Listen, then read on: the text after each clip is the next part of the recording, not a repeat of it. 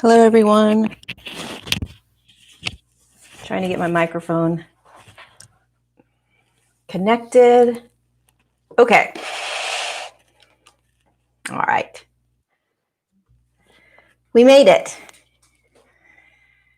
Can you let me know if you can hear me? Thumbs up that you can hear, a yes. Yay. Hi, Christine. Hi, Anna. Hi, everyone. Hello. We made it. Not only did we make it here live, but we made it through another week. Another week of this massive grand awakening. I love you guys. Thanks for being here with me. I've been really tired. So I had an intense day on Wednesday, so I wanted to take yesterday off. Well, I didn't take it off, but I wanted to do this today. So here we are. I have received so many questions from you guys for today's live Q&A. For those of you that don't know how this works, every once in a while, I will put up a community post that I'm doing a live Q&A, and you can ask your questions in that comment section of the post. And then I just randomly choose 10, 15 questions and I answer it within about an hour. And so that's what we're going to be doing today. A lot of questions, and hopefully they'll assist you in some way. How are you guys doing? I have been tired the last couple of days. How are you guys feeling? All over the place. Yeah, December 21st, I'll talk a little bit about.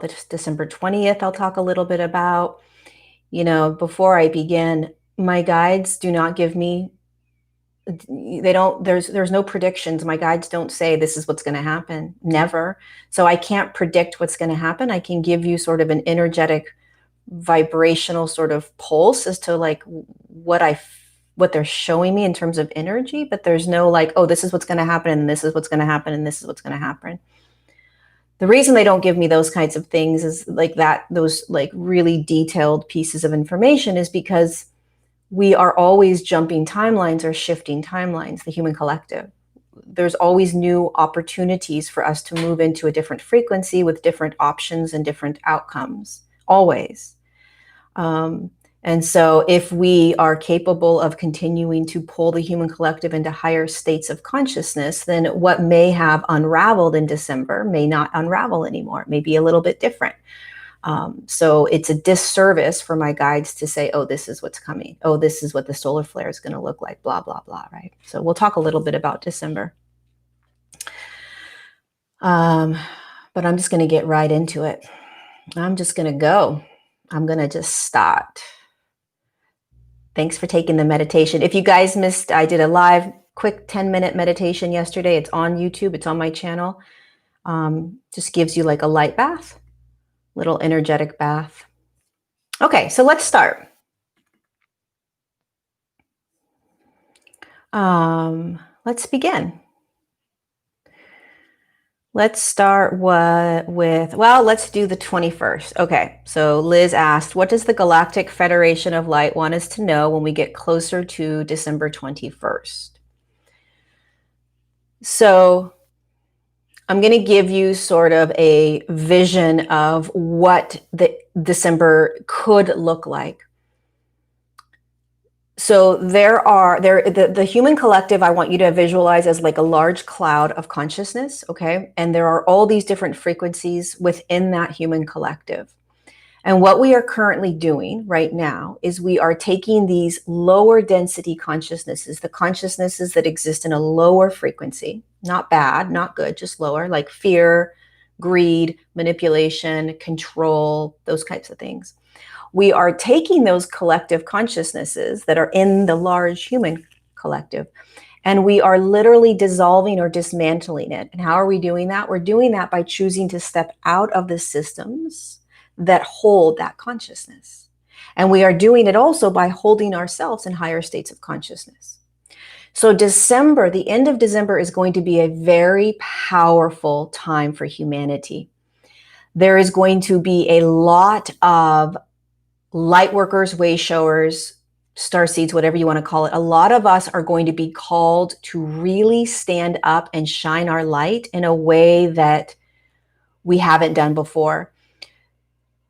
It's almost imperative in a way that I can't really describe how important it is going to be for us to literally visualize, like we do in our global meditations that Jason Shirka and I do, literally visualize yourself holding high frequency light and pulsating it out onto the earth plane and then onto humanity.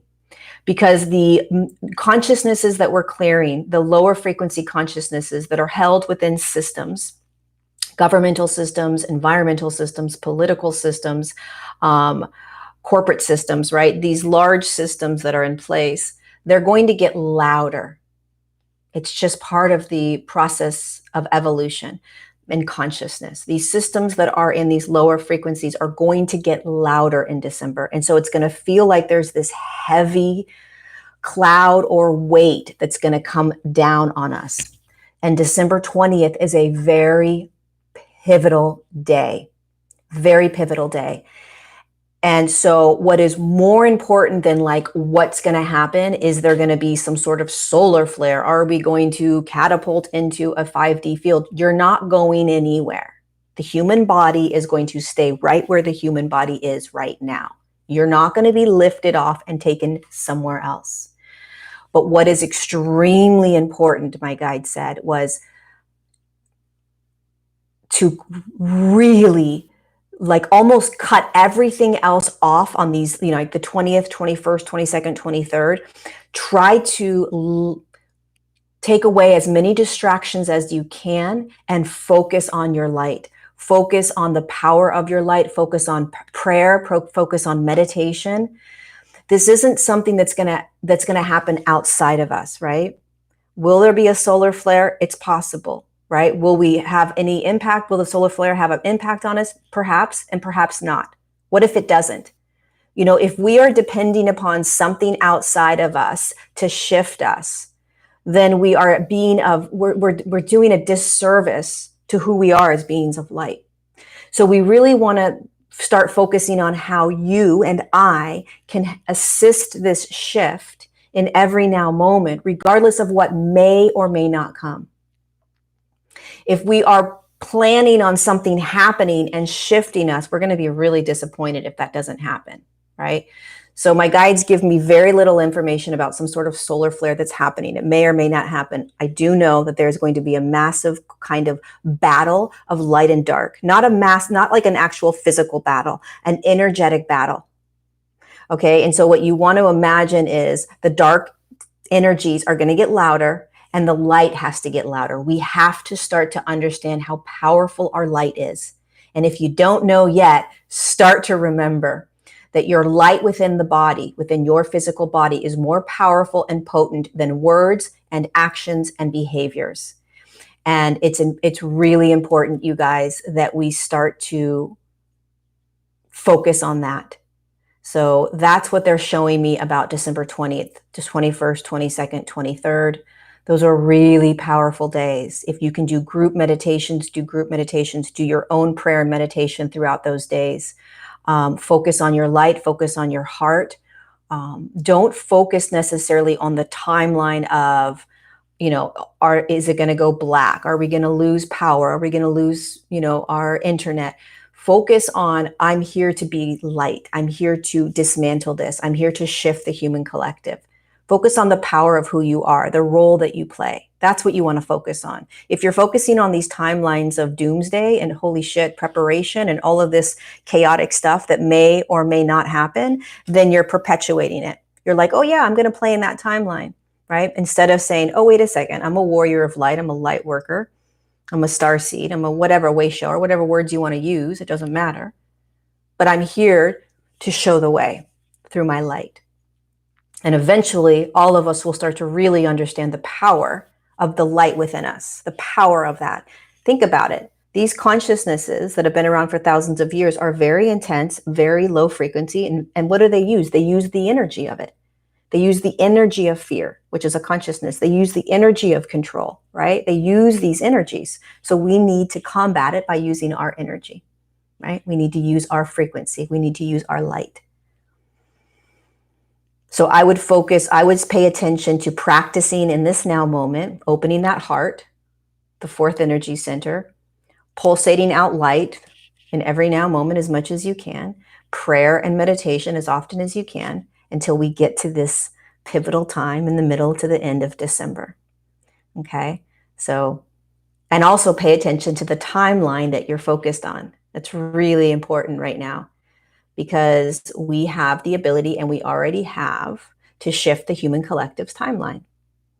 And we've already done it in the past, in the previous now moment, and we're continuing to do it, right? So hopefully that helps a little bit. Okay, let's see. What's the next question? I was wondering, hi Lorie, I was wondering, to achieve this shift into 5D, is it a personal thing or a collective thing? If I'm doing the work and raising my vibration, does that mean I'm already on the timeline where the collective is also becoming 5D, or does a certain number of humans have to be vibrating at a higher vibration to shift the collective? It's a great question. So it's both. I want you to visualize, again, the cloud is the human collective, and our individual bodies are in that cloud, okay? And imagine the individual human body as a light, like a candle. And the human collective cloud is a dark room. And the more candles that are lit, the brighter it becomes, and the easier it is for the rest of humanity to see the light. And the more humans that see the light and that hold the high frequencies, the higher states of consciousness, the faster the human collective will shift into those higher states of consciousness.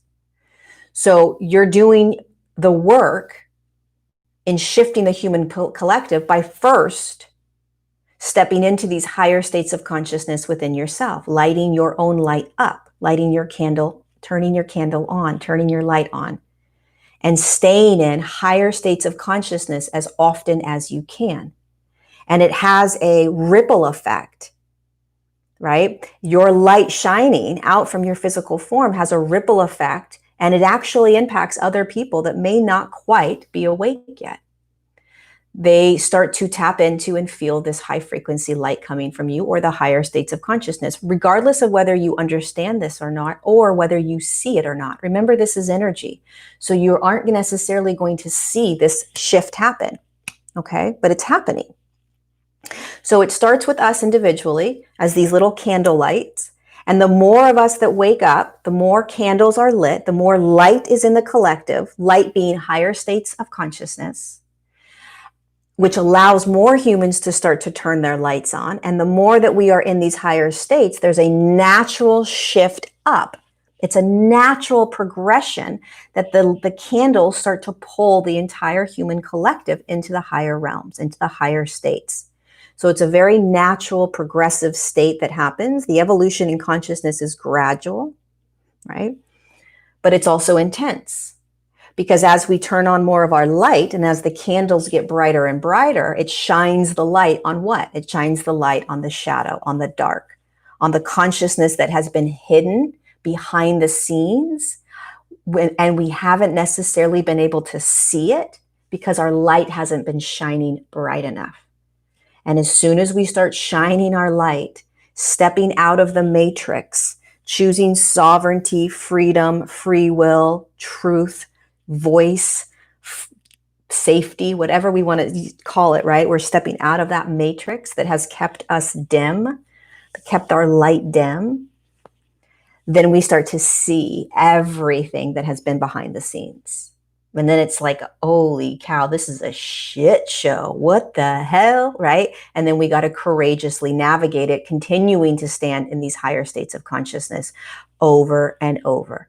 So I want to reiterate that this shift into 5D, this shift into 5D consciousness, you don't go anywhere. I've said this a million times and I'll say it again. You don't leave this planet. You don't leave the body you're in. You don't leave your family and your friends. Okay, this is a collective shift that happens in every now moment. There is no separation or separating out of or from the third dimensional field. Unfortunately or fortunately, we are pulling the third dimensional field, the human collective that's in the third dimensional field, we're pulling them with us. That's the thing that kind of sucks about this whole thing, but also the most courageous and magical thing about this is that we came here, you came here, I came here, we came here to pull the human collective into the higher realms. And this is what it looks like. And this is how we're doing it. We start with us, and then we move. Okay, next question. I'm feeling extremely depressed, very heavy. I listen to your videos and I want to alchemize my energy, but I'm really struggling and I am an energy worker. I'm having trouble helping others. I don't know how to help myself. This is a really good question. The reason I wanted to answer this question is because this shift is we are all going through, including myself. It doesn't matter what role you play. It doesn't matter if you're a teacher. It doesn't matter if you're an intuitive, if you're a channeler, if you are a banker, an attendant somewhere, whatever your role is, it doesn't matter what you do for a living or the states of consciousness that you hold. You're still going through this massive evolutionary shift in consciousness. What happens is we place judgments and attachments onto ourselves. Well, if I am this person, I shouldn't be feeling this way. I should already be in the higher states. I should be holding the higher states all the time, blah, blah, blah. And what I always say, and what I practice all day, every day, is we have to allow ourselves to surrender into how we are floating through this. So if you are struggling, if you are depressed, if you are exhausted, if you can't even do your work, the best thing from my experience that you can do is let go of trying to resist, fight, figure out, or not have that which is in your now moment. Meaning, as uncomfortable as it is to let go and surrender into the depression or the exhaustion or the not being able to work, it is when we completely 1000% let go into that. So we just drop into it. It's the moment that it starts to shift. So sometimes I'll find myself teetering between like, God, I really don't want to give into this exhaustion. I have a lot of work to do. I don't want to go lay down. And so I'm like, I do this 50-50, right? I'm like, well, I'll rest for a little bit, but then I'll get back to work. And that doesn't help, right? Because I'm still not giving myself exactly what my body and what I need in that now moment, which is complete and utter exhaustion, just lay. Right? And so whatever is happening in your now, ask yourself, what are my attachments and judgments to it? Be honest about it, right? I don't want to feel this way. This means that I'm this. This means that I'm that. It means that I'm not doing my work. It means blah, blah, blah, whatever that is. Let's call it out and pull it out and just be honest about it, right? And then ask yourself, what would happen if I just let it be? What if I just let it be? So visualizing yourself just floating down the river. Boom, I just hit depression. Okay, what if I just let depression doesn't feel good, anger doesn't feel good, sadness doesn't feel good, there's anxiety doesn't feel good, stress doesn't feel good, right? These states of consciousness is very counterintuitive. We've been trained to do that. But I have to tell you guys, the only way through this is to literally surrender into every now moment that's presenting itself. That's the fastest way through. It's the fastest way through. And the more you do that, the easier it becomes to feel everything you don't like to feel. There's nothing wrong if you're an intuitive, if you're a healer, if you're a channeler, if you're a teacher, if whatever you are, there's nothing wrong with feeling complete exhaustion, depression, fear, whatever may be happening for you. Remember what we said earlier, each of us are candles. We are all learning how to turn ourselves on and be in these higher states, right? Be in these higher states of consciousness as often as we can. And we don't force that. So when there are days where you are feeling really low and in these lower states of consciousness, you just let it be. You just let it be. Because it doesn't last when you are allowing it to just be. So let me also preface, that doesn't mean that you pity yourself, right? And that you dive into it and attach to it. I'm depressed. I'm a depressed person. I have depression. What does this mean about me, right? And you're grabbing it and you're holding it and you're like, there's something wrong with me. I need to figure out how to get rid of this. You know, what do I need to do? What does this say about me? That's grabbing onto the rock as you're moving down the river. As opposed to, I'm feeling depression and I'm going to keep moving forward in my day. Maybe I take a nap. Maybe I go sit outside. Maybe I listen to some music, right? You're not attaching to depression or anger or anxiety or stress. You're not attaching to it. You're not grabbing the rock and saying, I am ... There's something wrong with me because I'm feeling ... When you do that, you're now grabbing that rock and you're like, okay, come along, weigh me down. Stop the progression of what's happening in my now moment and let me just hang out with you. That's how we've sort of been trained to be. And what we want to start to practice, or what I practice and what I encourage us to start to practice if it resonates, is what if I just let go of the rock? I didn't make anything right or wrong. What if I just felt it in the moment that it came up and then I just continued on with my day? Like on Wednesday, I had a very, very, very, very, very intense, very, very intense, very heavy day. The whole day, I was funky. I was out of alignment. I felt, there was something clearing out of my body. And I couldn't pinpoint it. I had anxiety. I had some stress. I had like anger. I had irritability. I was so uncomfortable. I was exhausted. I was starving. I just wanted to eat and eat and eat, right? All these things that are not how I normally am. So what did I do?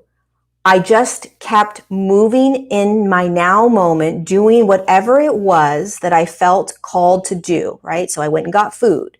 I came home. I got in my pajamas. First, I took a shower. Then if you have the ability to do this, right? If you don't have the ability, then you stay in whatever you're feeling as you're continuing to do your thing, meaning you feel it as you go pick up your kids, right? You're noticing and you're observing what you're feeling as you go and cook dinner for your children or your family, right? When you observe what you're feeling and continue on in your day, you are giving it permission to just be, and then it moves through your body. Does that make sense? It's key to really recognize, am I grabbing the rock or am I letting the rock be? Because, think about, I'm somebody that understands these things. I've got this bigger perspective. I talk to my guides 24/7, right? I'm in higher states of consciousness a lot of the time. And here I am on a Wednesday, knocked out, exhausted, heavy, anxious, like not wanting to be, like, you name it, I was feeling it. Does that mean there's something wrong with me? No. Does it mean that I'm in a human body? Yeah. Does it mean that I'm moving through the evolution of consciousness within myself and humanity? Yeah. Does it mean I'm courageous to just continue to show up and put one foot in front of the other? Yeah. Does it mean that it's okay if I fall asleep at 6 p.m.? Yeah. And if I can't do all of that, right, because I've got all these responsibilities, then I give myself more love and compassion than I ever have for being able to show up every single day, right? Show up, and love yourself. Have compassion.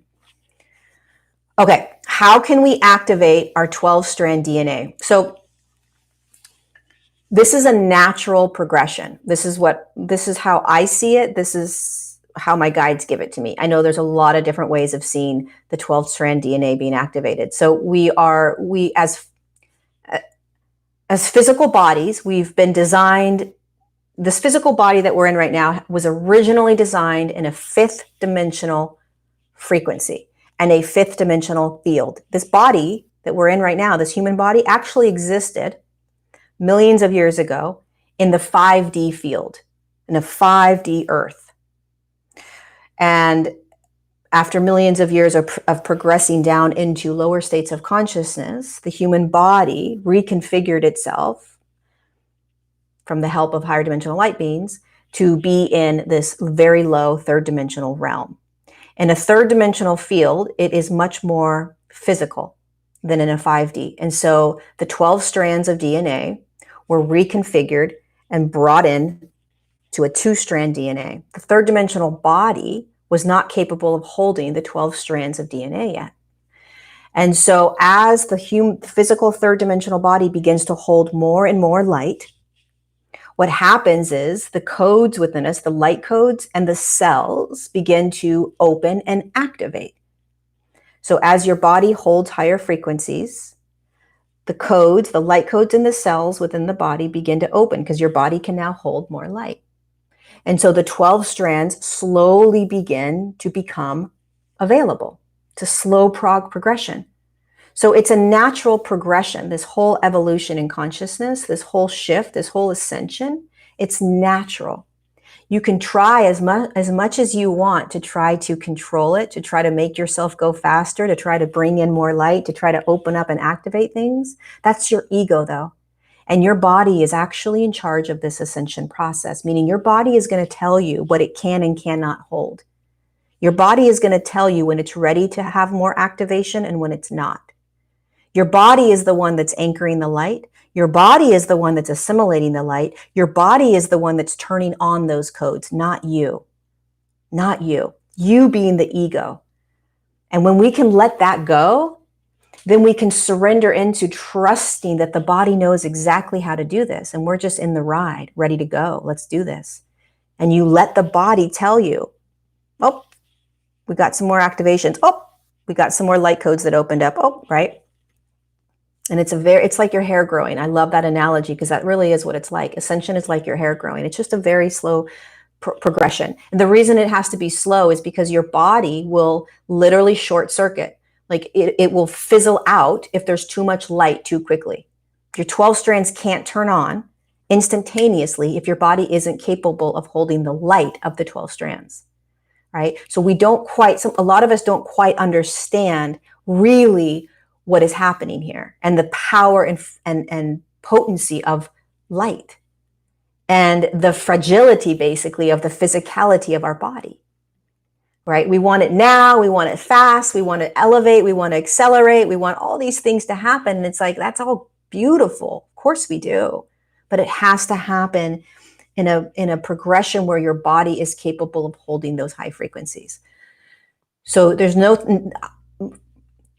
the way I view this whole experience is I don't try to activate anything in terms of I'm going to activate my 12 strands. I allow my body to just open and activate the 12 strands when it's time. What I do is I just continue to hold higher states of consciousness. I continue to hold as often as I can in my now moments, these higher states of consciousness, because when you do that, you're holding higher frequencies in your body in every now moment. And the light coming in is, you're not doing that. The light's always coming in, right?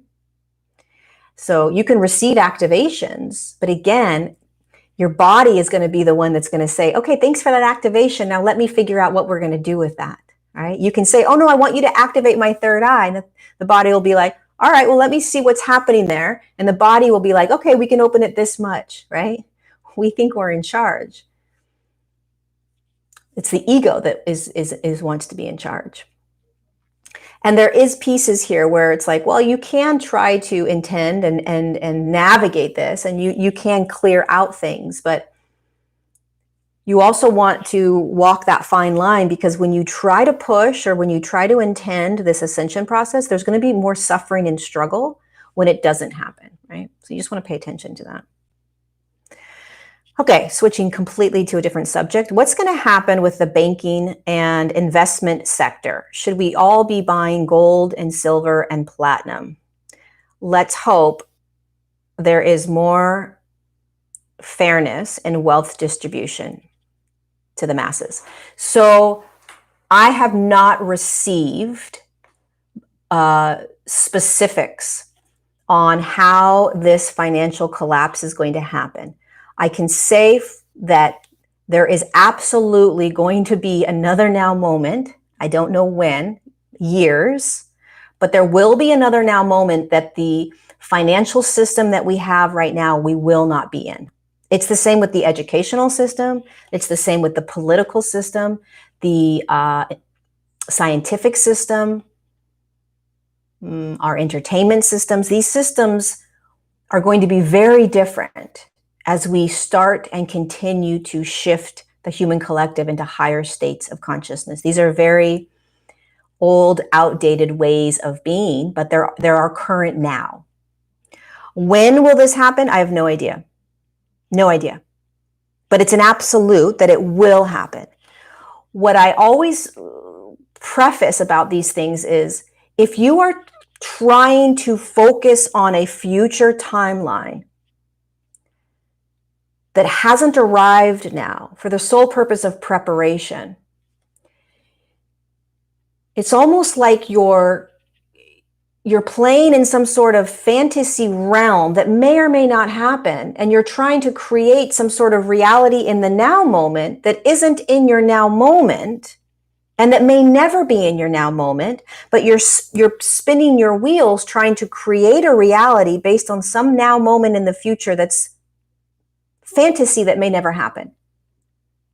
What if what we're being told right now by all of these people isn't how it pans out? What if it pans out completely different? Right? So yes, we want to have we want to be educated around what may or may not happen. Yeah, we want to open up to the fact that these systems are collapsing. Yeah, we want to start to see it all. But in terms of trying to predict, that's where the human ego gets stuck. We want to predict, we want to know, we want to prepare, we want to be ready for. Makes sense. But what they're saying right now is you can't prepare for it. You'll never really know how it's going to unravel until it's unraveling right in front of your face. This is the same with vaccines. The vaccine for COVID, I should say, not vaccines. We're never going to know really how it's going to unravel until it's right in front of our faces. And then we take action. So we have to get conscious of the need to predict, right? It makes us feel safe. When you have a prediction and you're ready for something to come and you know it's coming, you feel safe. But here's the problem with the quantum field. Here's the problem, you guys, when we shift into higher states of consciousness, which we're doing. You can't predict anything. You can no longer predict things. And the reason you can no longer predict things is because we are constantly shifting into the next highest frequency. And so you are literally jumping into a completely different reality, being the entire human collective. And so what could have happened in this now moment based on the timeline we're in may not happen because we're going to jump into a higher timeline. The human collective is. How? Because more candles are going to light up, right? Like I said very early on in this video, more candles, which is the human body, start to light up and hold higher states. And the more that happens, the more light is on the planet. And the more light that's on the planet, the faster the human collective begins to shift into that next timeline.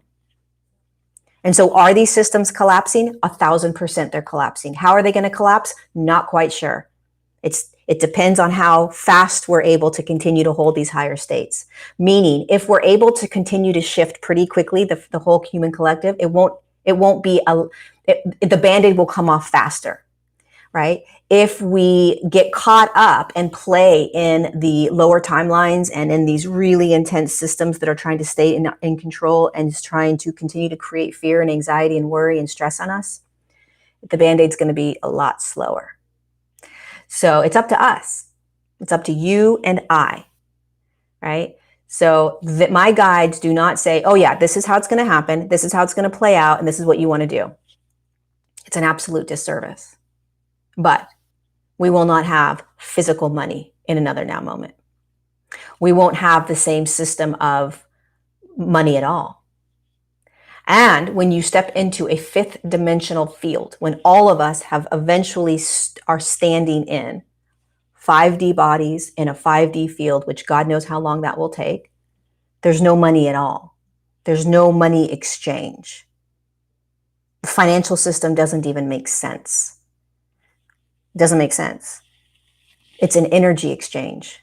That's it. So if you think about that, think of how far we have to go. We're going to be taking baby steps. So not exactly sure how it's going to unravel.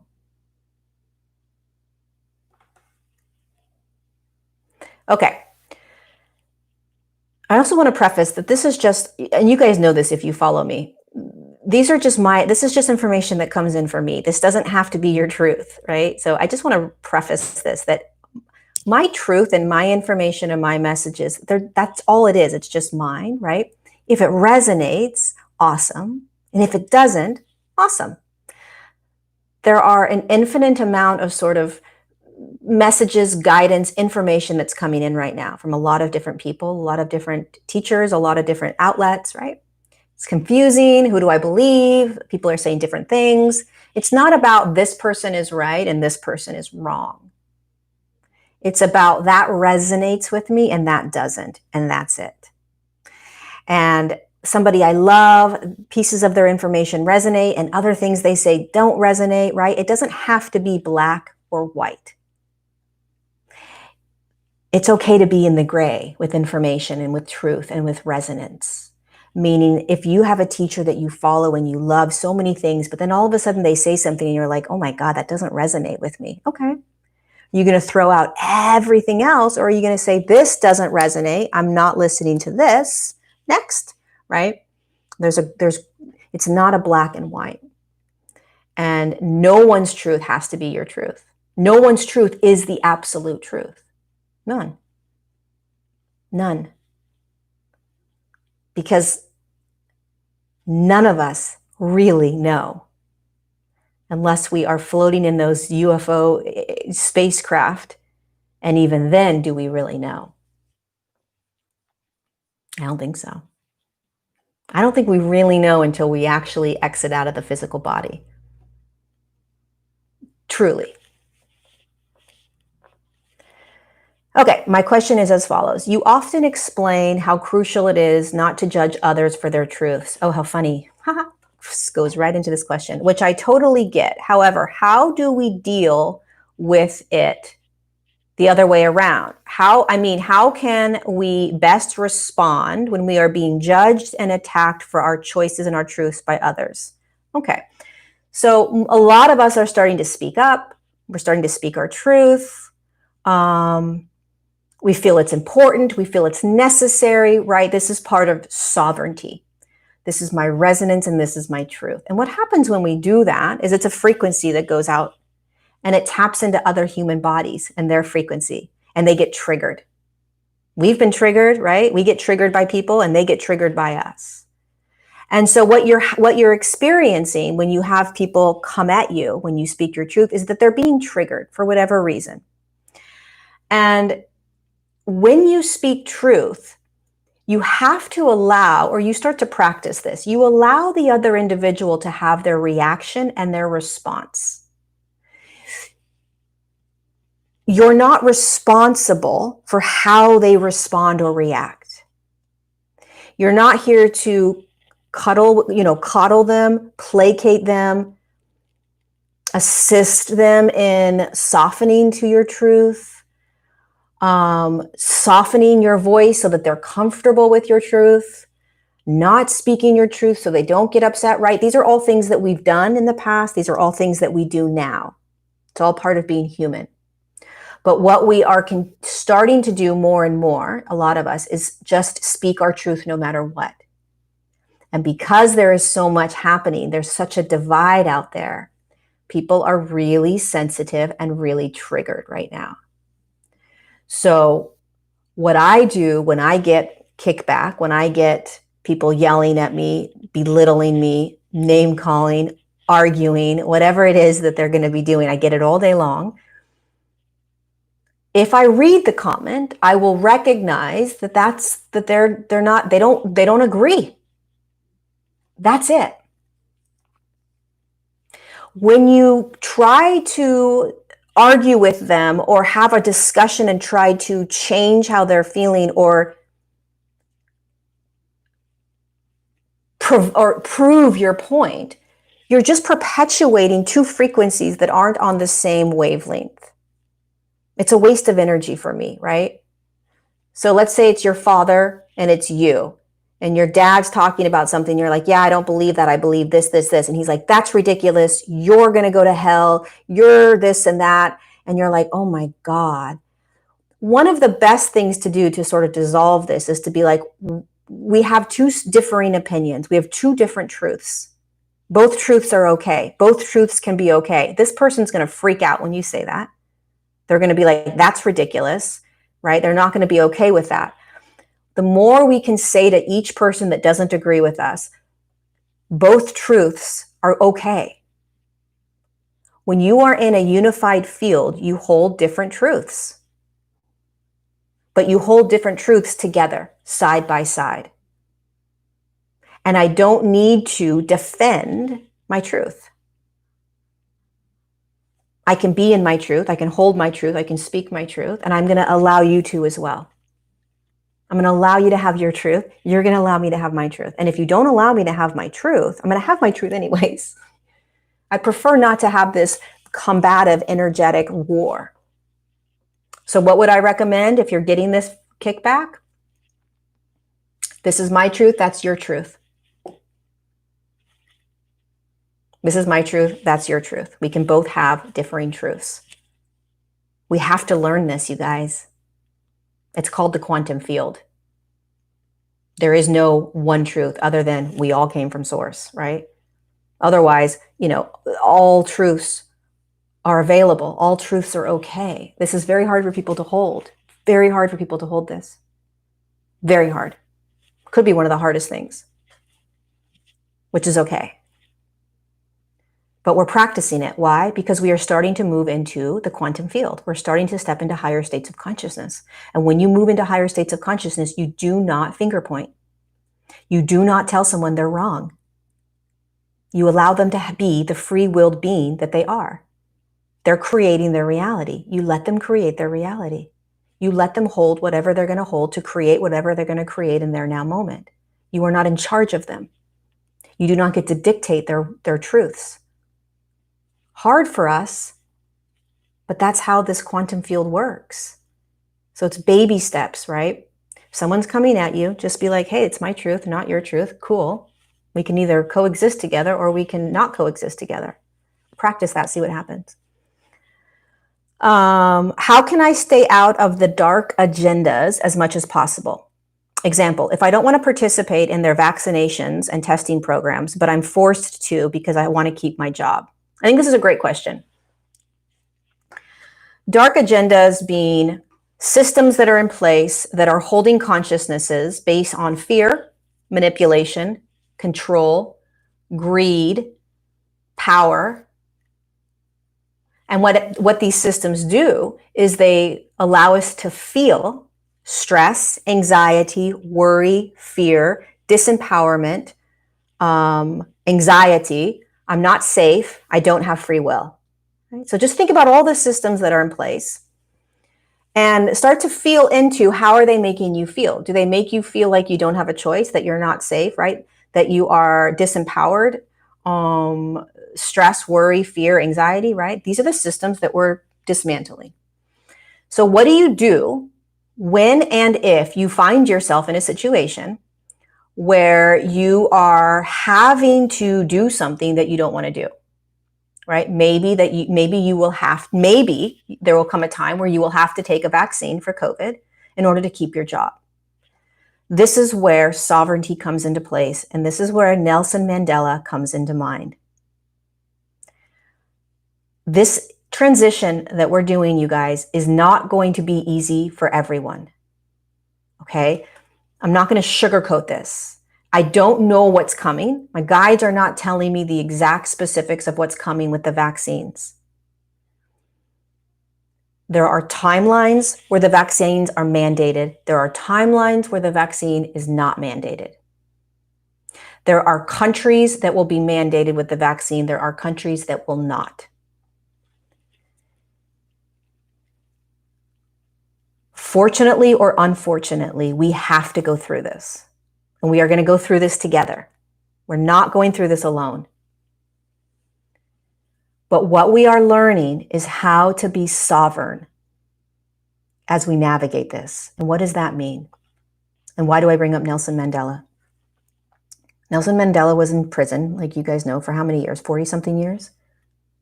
Correct me if I'm wrong. How many years do you guys know how long he was in prison? He said when he came out that he had never felt more free in his life. If you are mandated to do anything that you are not choosing to do, you have a choice as to how you respond. Now, the very challenging, difficult piece is to do that which you don't want to do. But the powerful piece in that, 30 years, 27 years. Okay, long time.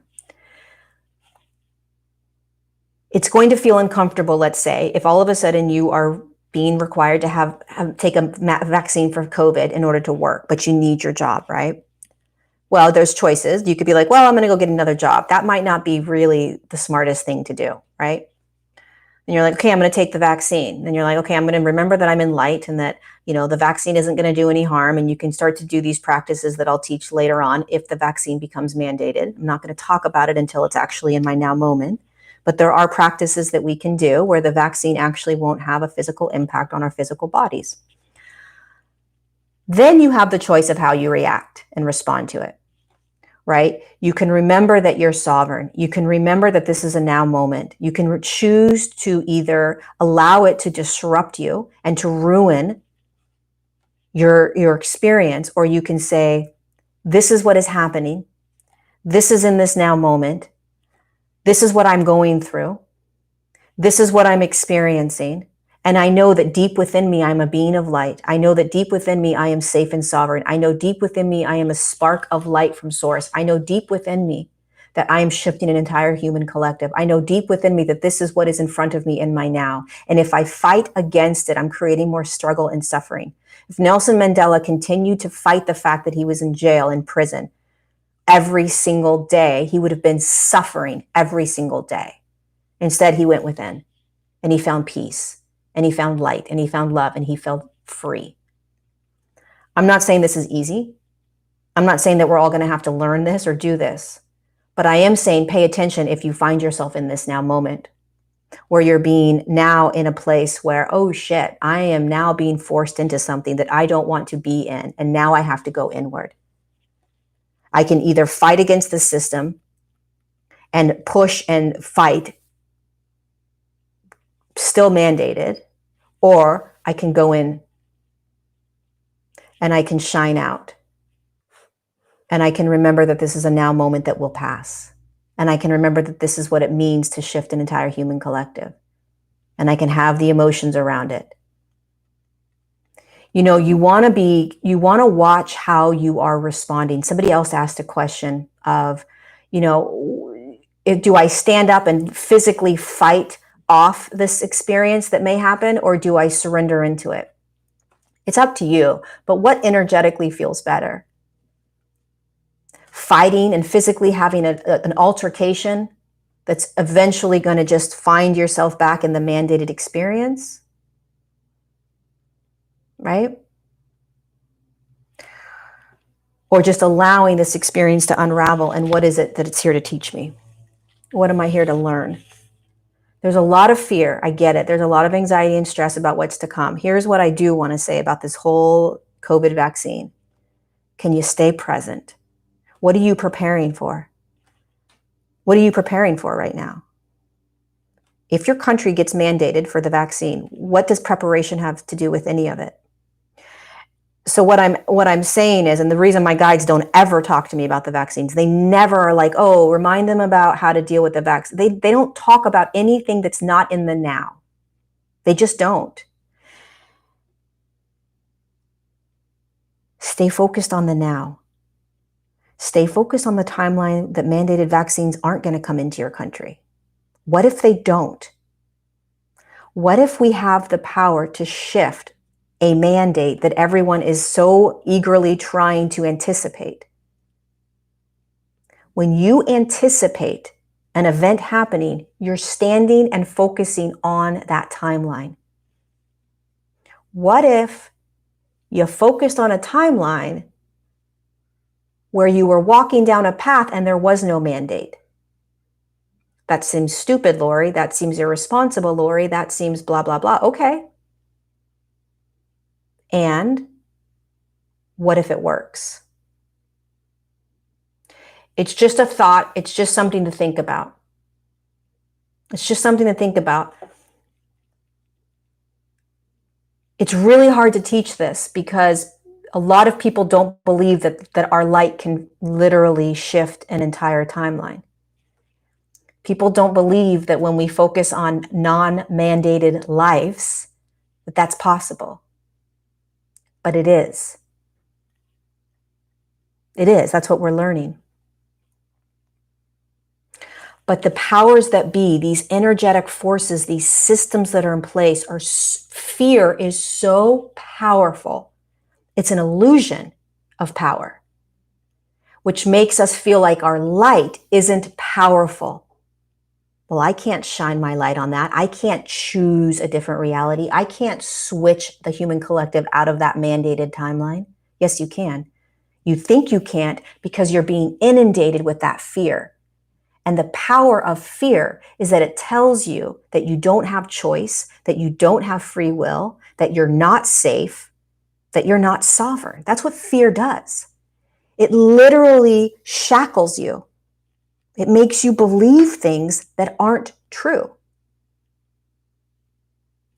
So recognize, oh, here comes more fear. Here comes more fear. Prepare, prepare, prepare. Here it comes. Oh my God, right? And they're preparing all these vaccines. And, is a vaccine going to come out? Yep, it's coming out.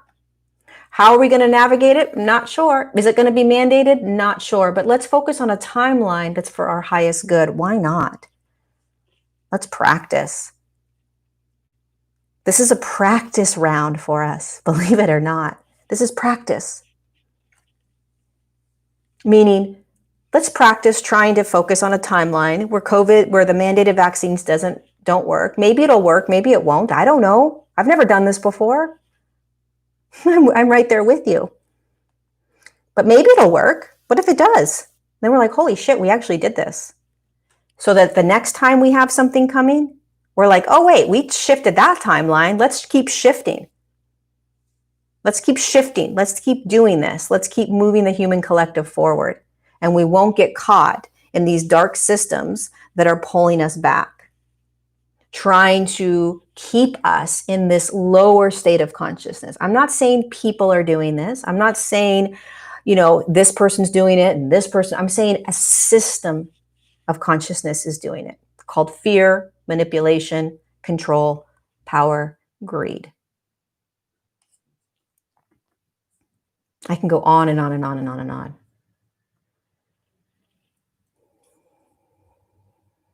But it's a potent subject right now for all of us, right? That whole mandated vaccine. Nope, here comes the question. Very concerned about the possibility of mandated vaccines. What does the Galactic Federation of Light have to say? There are multiple timelines, is what they say. You have the power. This is what they say. You have the power to shift.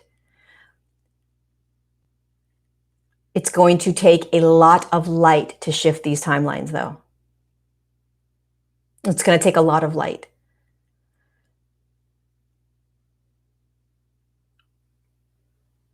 There are some timelines that it's almost like it's too late, they're saying, right? So the snowball has already taken off and it's large and it's going down. And so it's basically like strap on your seatbelt. And there are other countries where you have time, you can still shift it. So it depends on the country. It depends on how big the snowball is, so to speak, in terms of how far along that timeline we are.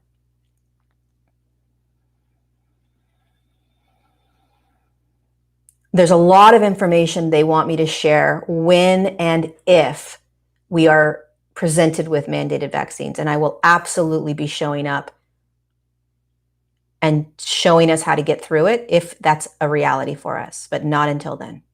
Not until then.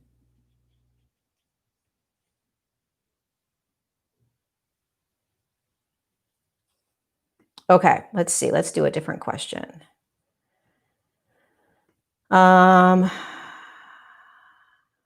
have been many predictions about mass disclosure, and month after month goes by and nothing is revealed. Do you have any information on whether or not and when specific aspects of truth will be revealed in masses, or will it always be a person by person awakening?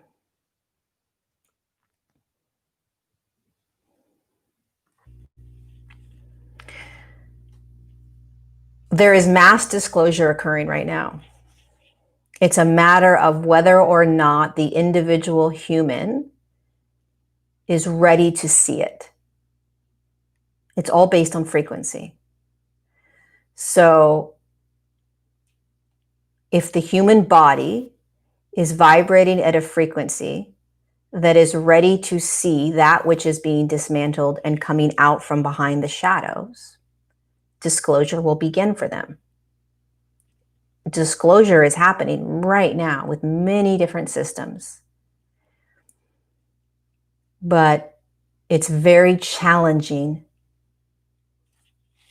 to accept, to see, to hold, to believe, to watch what is being disclosed. And this disclosure will continue. It will continue for quite some time because there is a lot that is being dismantled or crumbled, taken apart, alchemized. The only way to alchemize and shift, the only way to take the human collective into these higher states is to peel away that which has been hidden behind the shadows, which is truth. And the truth of what has been hidden behind the shadows can be very dark, i.e., very low consciousness. And these low consciousnesses that are going to be presented to us, that are already being presented to us, can create cognitive dissonance. There is nothing wrong with cognitive dissonance. It's a beautiful part of being human.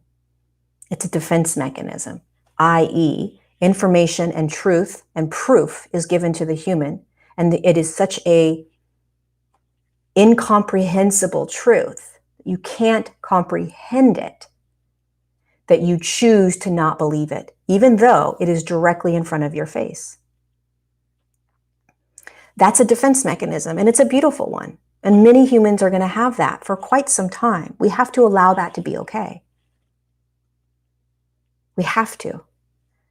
Eventually, more and more humans will begin to see what we're seeing. They'll begin to watch it and hear it and accept it and allow it. So disclosure is happening now. It's going to continue to happen. Disclosure is basically these large systems that have been behind the scenes, in the dark, in the shadow, coming out. We're like, holy shit, what the hell is this? What? What? What? No, no, no, no, no, no, no, no, no, right? No way, no way, no way, no way, no way. We allow the human to have whatever no way they're having until they may not have that no way anymore, right? Maybe they eventually say, oh my God, I see what you see now. What we don't want to do is perpetuate a divide. Meaning, I'm right. How can you not see what I'm seeing? There's something wrong with you. You're a sleepwalker. You're a sheeple. Name calling people that are still asleep is perpetuating the divide. It's perpetuating that which we are here to dismantle, called a divide. There is nothing wrong with being asleep or a sheeple or a sleepwalker or whatever name people are calling those that are not quite awake yet. We've all been there. I've been awake since I was 13 years old. I've known everything since I was 13. I didn't ever belittle people because they weren't aware of it. It was frustrating. I was like, how do you not see this, right? It's frustrating, but you don't belittle. You don't call them names. And look at 2020, finally, after a certain amount of years, millions are now awake to the knowingnesses and the realities that I had in 1989. So we have to allow this to unravel in the way it's going to unravel. Pay attention to how you're being to others. Pay attention to the words you're using. They're only doing what they know how to do based on their frequency.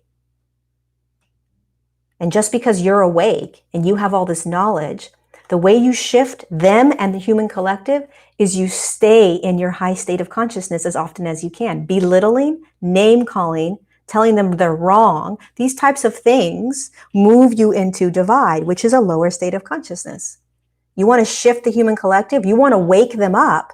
Don't argue, don't berate, don't belittle, don't bully. You want to shift them? Hold yourself in higher states of consciousness. That's how you shift them. It's the opposite of what you think would shift them. Now, education is great. We need to educate. We need to talk about these things, blah, blah, blah. Those are awesome. Those are really powerful ways of shifting a human collective. But creating more of a divide? Crazy. Crazy meaning you're perpetuating that which you're trying to shift, right?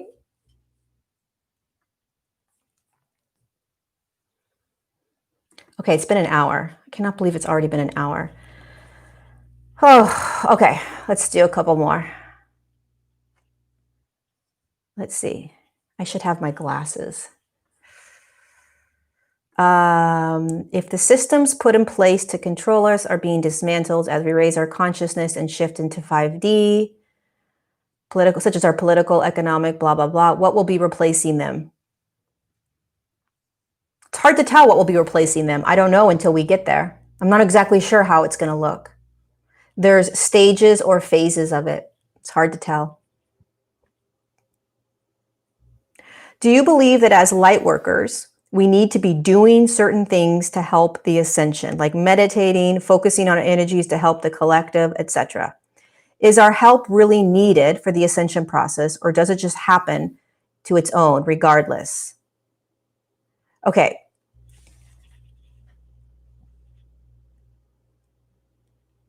We are absolutely needed as warriors of light, as beings of light, to move this ascension along. We have always been needed, meaning not to get into the history of humanity, but the light worker didn't become an experience until the human body was in a third dimensional field and the earth plane was in a third dimensional field. So earth began as a consciousness inside a physical form called earth in 5D millions of years ago. The human body began in 5D.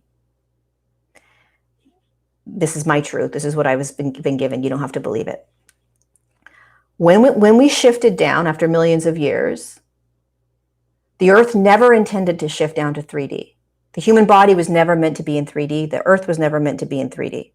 But everything has free will. I'm not going to go into what happened. I did a video on it, but we shifted down. The earth now needed to shift back up.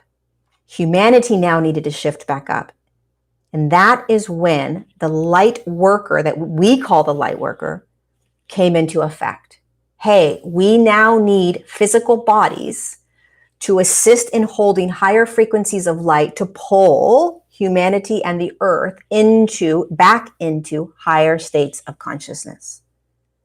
How did they know this was going to happen? How did Earth and the beings that are involved in all this, how did they know that the human body has that ability? Because they watched for millions of years as the human body started tapping into lower states of consciousness, pulling the entire human collective down into the lower states of consciousness and pulling the earth down. When this design was created, when Earth was created, when the human body was created, when all this was created, they had no idea that the human body was going to play in the quantum field, tap into lower states of consciousness, and pull the entire human collective and Earth down.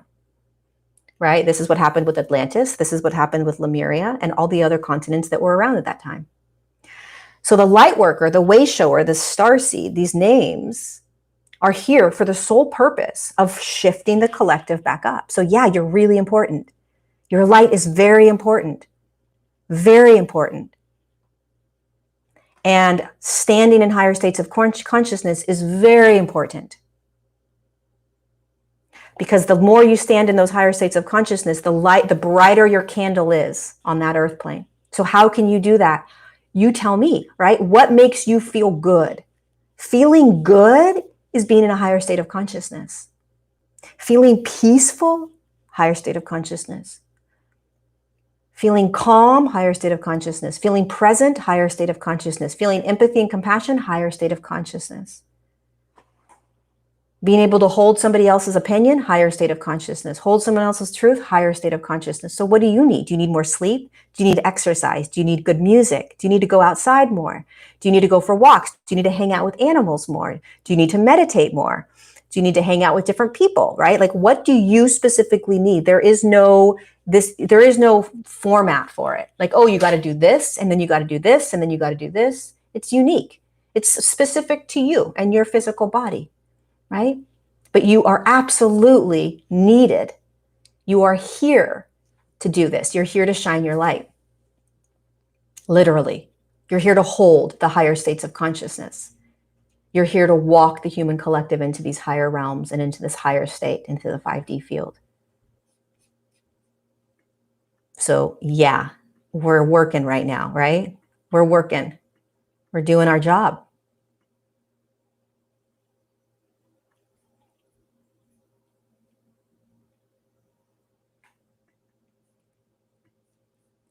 Okay, a couple more, 2 questions left, and then I'm done. Okay, Lisa, let's see. Frankly, I'm just exhausted. It seems like everyone is saying something different, even the spiritual teachers. We are. Or it's the same advice over and over and over again. None of it seems to be working. I feel lost and adrift. I think a lot of people feel that. Not everyone, a lot of people. I know I need to be listening to my inner guidance, but lately I'm a big ball of numbness. It's like I have no feelings, no compass, no emotion, and maybe sometimes fear. The only thing I really feel lately is apathy. So there's a lot of people that have reached out to me. And this is why I wanted to answer this question. There's a lot of people that have reached out to me that are feeling this same feeling. They're feeling apathy. They're feeling nothing, right? Numb. It's because it's overwhelming what we're going through. It's overwhelming, and your system is like, I'm shutting down. I have no desire to do anything at all, she says. I'm tired all the time. It's like my soul has been scooped right out of me. My system is overwhelmed to the point it has shut down. Is there any overcoming this? First of all, you do overcome it. You will overcome it, meaning you will get through this. Okay? This is very, I'm not going to say normal or unnormal, but this is an experience that a lot of humans are having right now in the physical body. We are being bombarded with consciousnesses that are so heavy, and we're not used to it. We're not used to feeling the amount of fear, anxiety, stress, and worry that is literally being pummeled at us from the external. The fact that we are capable of doing what we're doing right now is a miraculous gift. It's miraculous that we're showing up every day. It's miraculous that we're putting one foot in front of the other. It's miraculous that we are staying in our bodies, that we are feeling as much as we can, that we are doing the best to hold higher states of consciousness when and if we can, right? That we are keeping our eyes open, that we are choosing to stay awake, that we're choosing to be in this.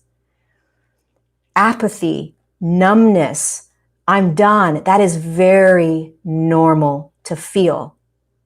It's very normal to feel. This is insane in a good way or a bad way. It's just insane what we're going through. And so anything that you're feeling, let it be okay. There's nothing wrong with you. You are literally, promise you, doing the best you can. Even if you're beating yourself up, try not to beat yourself up. When we don't make things wrong, right? And we try not to judge or attach, it'll go faster. We'll move through it faster. Feeling apathy, just give it to yourself. Feeling nothing at all, just be in it, right? Meaning drop, just is. Give yourself all of it. Let yourself have it. Honor it. Because there will be another now moment where you won't feel that any longer. Don't attach to it. Don't grab it like the rock and say, oh my God, this is what I'm feeling. This is what I'm feeling. This is what I'm feeling. I am this. I am this. I am this. You're not apathy. Right? You're not numb. You just don't have any emotion right now. You don't have a direction. You don't have anything. You're disconnected almost. Let yourself be disconnected. This is what I was saying in the beginning. When you just let yourself be it, it will shift quicker. It's this weird feeling of like you're teetering between completely letting go into that which you're feeling, like a free fall, and still trying to hold on and control and make sense of it. As soon as you let go and free fall into whatever is in the now, I promise you, it shifts. It shifts so much faster. It shifts so much faster. Give yourself permission. Give yourself permission. You know, if I were to tap into my guides right now, I'll just tap into them really quickly. There is this honoring of your experience, Lisa, and anyone else that's feeling this. Like, of course you're feeling that, they're saying, right? Honor yourself for feeling that. Yes, keep going. Yes, keep going. Yep.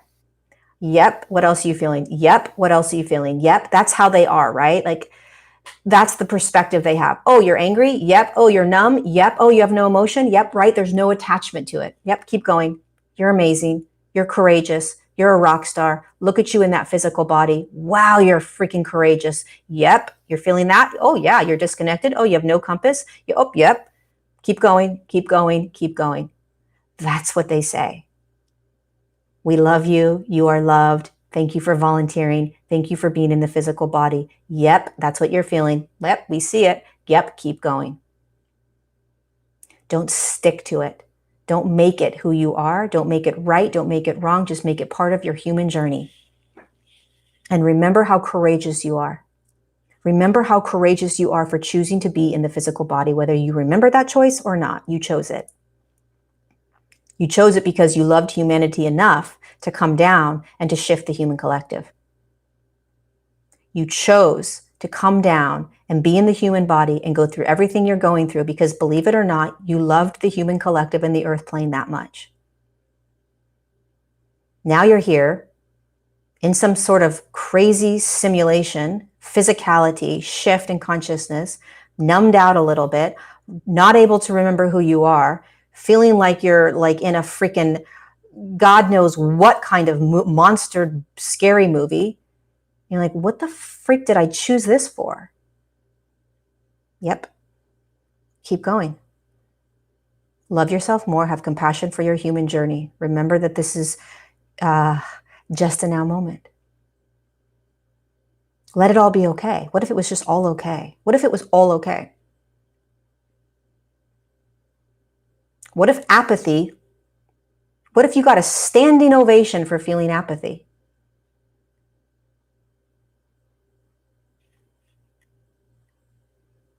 What if you got a standing ovation for feeling like a big ball of numbness? Hallelujah. Congratulations. You're in the human journey.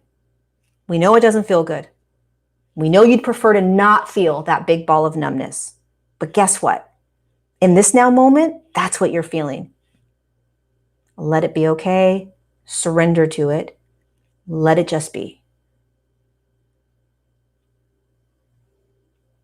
Visualize yourself being surrounded by a team of cheerleaders saying, you're rocking this in all of your uncomfortableness.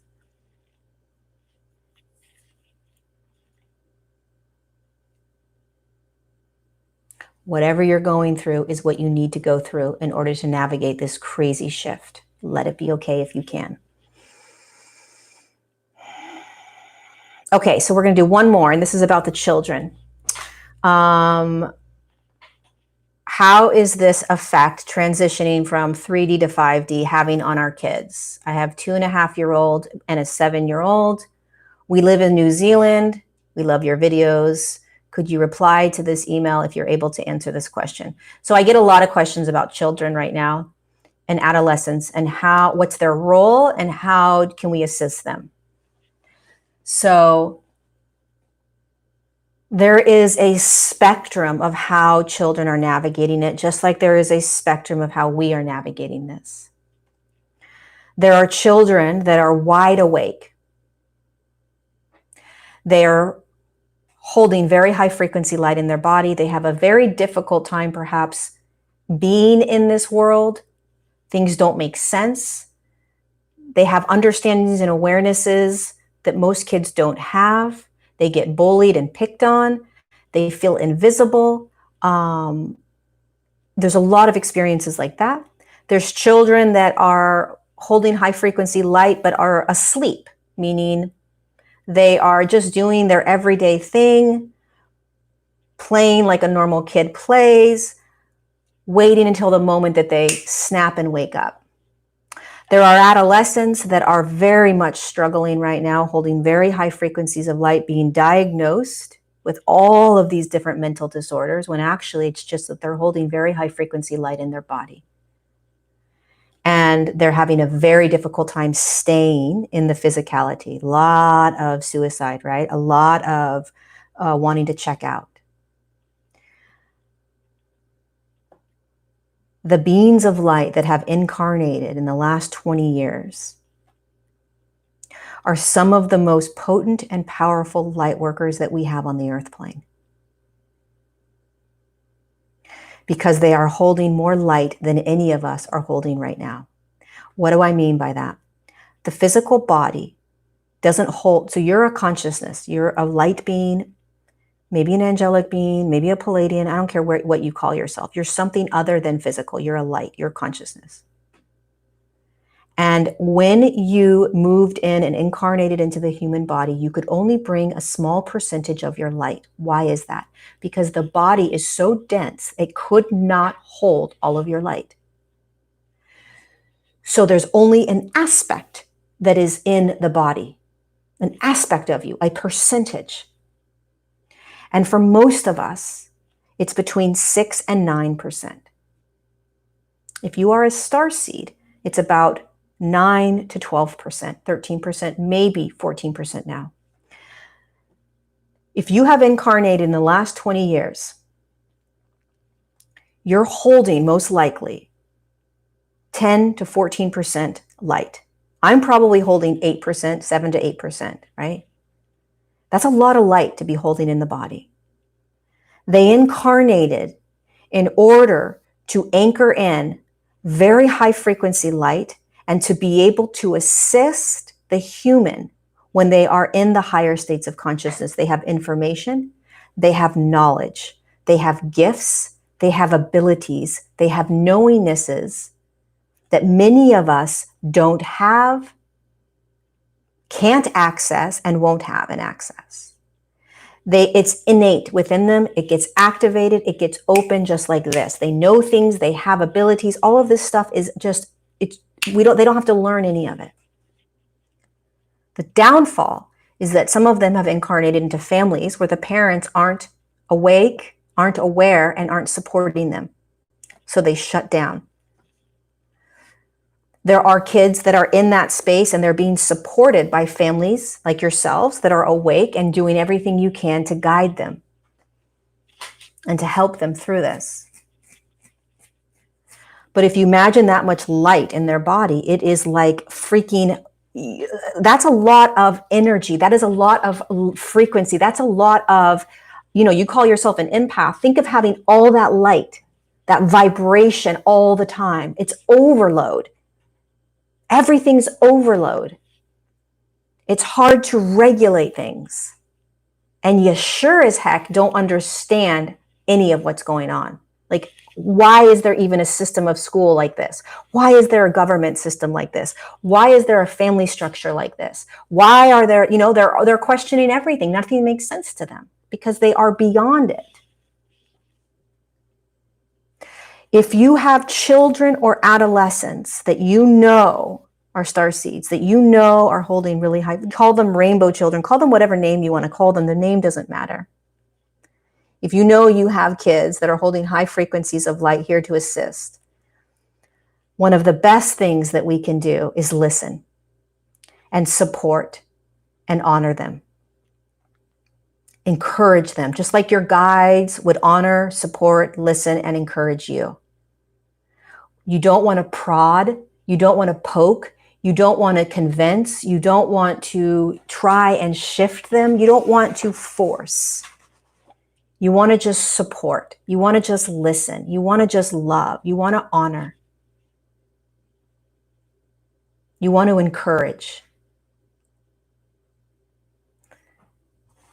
I am going to be creating an online global group for children and an online global group for adolescents in the new year, for the sole purpose of assisting these beautiful beings, because they are kind of the forgotten ones,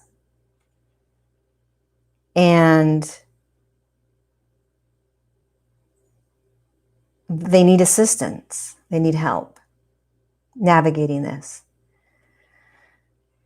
So I'm creating that, and that will be ready to go sometime in January, maybe February, depends on the energy that I have to get it ready to go.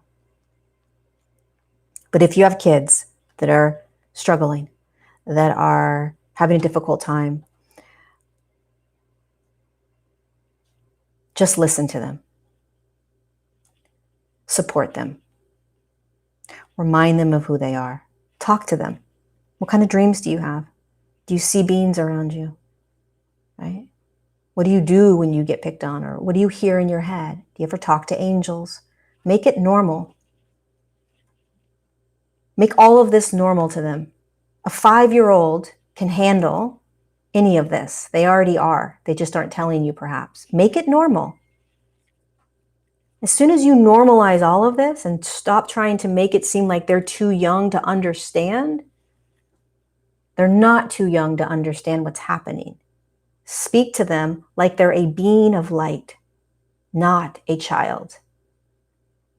And you will start to reconnect with your child in a way that you never have before.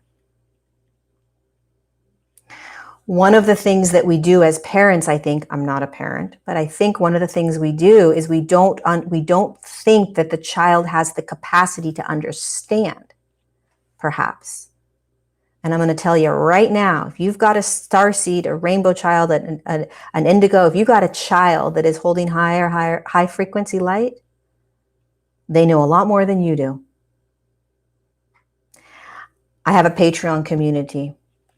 I spoke to an 11-year-old yesterday in that community online. She gets bullied. She feels invisible at school. She never gets picked to play with anyone. And I said, well, what do you do? And she says, I go and hang out with the angels, and I play with the angels, and they make me feel better. And I looked her in the eye and I said, I know who you are. I know why you're here. Thank you for coming in. Thank you for incarnating. Thank you for being in your physical body right now. Thank you for going through everything you're going through. I see you. I honor you. Don't give up. Keep shining your light. Keep shining your light no matter what. Those kids are just speaking a different language than you are. That's all. There's nothing wrong with them, and there's nothing wrong with you. And do you want to know what she said to her mom? Her mom emailed me that night. She says, Mom, Lorie actually saw me. She saw who I was, or she saw who I am. She saw me. And I did. I saw beyond her name. I saw beyond her age. I saw beyond her experiences. I saw her for the being of light that chose to come into that body in order to shift the human collective. And she's unfortunately or fortunately having to go through the human experience that she's going through right now. She may look like an 11-year-old, but I saw beyond the age. I saw who she was. And she saw me see her. That's what you can do if you have a child. That's what you can do. You see beyond their name that you gave them. You see beyond their age. You see beyond their behaviors. See beyond it. They may have developmental disabilities, quote unquote disabilities. They may have emotional disabilities that they're struggling with. They may be labeled all of these things. See beyond that. See beyond it. Look directly into their eyes. Look directly into their light. That's how you work with the kids and the adolescents right now. And they're going to have whatever reaction and response based on what they're capable of seeing and hearing and experiencing. But you don't work with these kids in the same way you would with a child that perhaps didn't come in holding huge amounts of light. Not every child on the earth plane in the last 20 years is a starseed, is holding high frequency light. Not all of them have volunteered to be of service, which is completely okay. How do you know if you have a child that's holding high frequency light? They're not capable of, they have a hard time being human. They have a hard time fitting in. They have a hard time perhaps connecting with people. They have a hard time expressing emotion. They have a hard time being in their physical body. They see things, they hear things, they know things, they tell you things, right? You can ask them about a past life. They may tell you about a past life. You can ask them, have they ever been in the body before? Yes or no. Where'd you come from? This is where I came from, right? Do you see angels? Yeah, I see them all the time, right? You start talking to them like a normal person and not a child, and they'll start to tell you things. Do you have a hard time being in your body? Yeah, it sucks. Do you understand what's going on in the world? No, I don't understand it, right? That's how you know. Do you feel energy moving through your body? Yeah, all the time. It's painful. I'm in pain. Oh God, what does it feel like, right? Look beyond this child or adolescent, and that's how you'll know. That's how you'll know.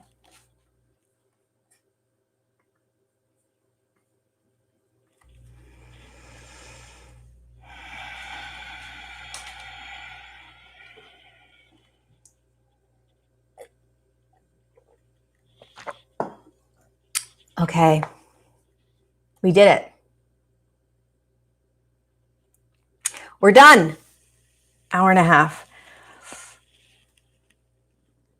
Oh, okay.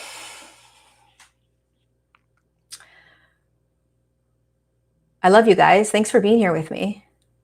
Hopefully that was, I hope it was, fortunately or unfortunately, we're all sort of navigating these crazy times. And so a lot of the questions are based around navigating this, right? So hopefully it helped in some way. I'll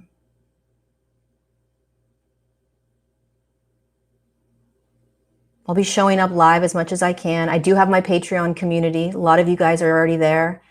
If you want more support, you want more guidance, you want more messages, you want a community, join us on Patreon. I have a live event on Patreon on Monday. I have another live event on Tuesday. I'm doing another Q&A. I answer almost all of your questions over there. What else? I'll be doing a live event on December 20th. The global meditation that I do with Jason Sherko will be on December 12th. We've got this. We're doing this together, side by side, all over the world. And it's an absolute gift and an absolute honor to be here with you. Whether you agree with me or don't agree with me, it's an honor to be waking up into this, to be shifting with you, to be aware of, holy cow, this is why we came in. Whoa. And this is just the beginning, and we are going to do this together. If you are somebody that is going to experience something in-depth and crazy, we will do it together. We will hold people's hands. We will cheer people on. We will do whatever we need to do together. We're not doing this alone. Even though we are not perhaps physically side by side, we are energetically side by side throughout this. We always have been. And now we're just recognizing the power of remembering that and using community to get through this time. So I'm committed to being here and to walking with you guys. So there you go. I love you. And I'll see you next time, whenever next time is. I don't know. Pay attention to, or not pay attention, look out for my group for the adolescents and the kids. That'll be out hopefully in January. You can also email me at contact@lorieladd.com. If you have kids and you want to be put in the group, email me and let me know, and I'll put you on a list so I can reach out to you first and let you know what it's going to look like and how it's going to go. So contact@lorieladd.com. If you have kids, if you know people that have kids, if you have grandchildren, nieces, nephews, whoever, and you think that it would benefit them, email me and I'll add you to the list. All right. Love you guys. See you next time. Thanks for all your questions, and be gentle with yourself. I love you. Mwah.